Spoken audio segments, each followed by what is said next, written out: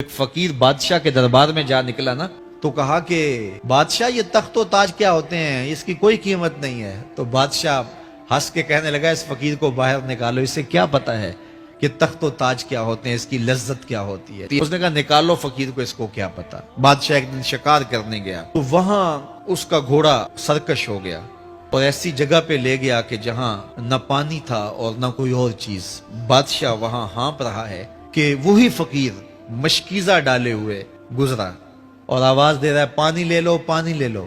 بادشاہ کی تو موت واقع ہونے والی تھی، آخری ہچکیاں تھی، تو اس نے آواز دی پانی۔ تو اس فقیر نے کہا کہ ہاں تمہارے پاس ہے کوئی قیمت پانی دینے کی؟ اس نے کہا بابا میں بادشاہ ہوں، جو مانگو گے میں دوں گا، مجھے پانی دو، میں مر رہا ہوں۔ اس فقیر نے کہا آدھی حکومت لگے گی۔ اس نے کہا آدھی لے لینا، مجھے پانی تو دو۔ اس نے پانی کا گھونٹ دیا، پیاس کی شدت تھی، جب پانی کا کٹورا اس نے منہ سے لگایا تو پانی حلق میں اٹک گیا۔ اب پھر دوبارہ مصیبت بن گئی تو اس فقیر نے کہا کہ میں حکیم بھی ہوں، اگر کہو تو تمہارا علاج کر دوں۔ اس نے کہا ضرور کرو، لیکن اس نے کہا میں یوں ہی نہیں کروں گا، آدھی باقی حکومت بھی لگے گی، وہ بھی لکھ دو۔ اس نے چمڑے کے اوپر لکھوا لیا، ساری حکومت لکھوا لی اور اس نے اس کا علاج کیا، فوری حلق سے نیچے اتر گیا۔ بادشاہ گھوڑے پہ بیٹھا واپس آیا، وقت گزر گیا، عرصہ بیت گیا، بادشاہ پھر تخت پہ بیٹھا تھا، وہی فقیر بھیس بدل کے دوبارہ آ گیا۔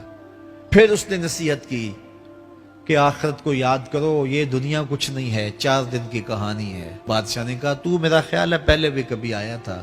تو اس نے کہا نکالو اس فقیر بابے کو۔ اس فقیر نے اپنے تھیلے سے وہ چمڑے کی دستاویز نکالی جس کے اوپر اس نے ساری حکومت لکھ کے دی تھی۔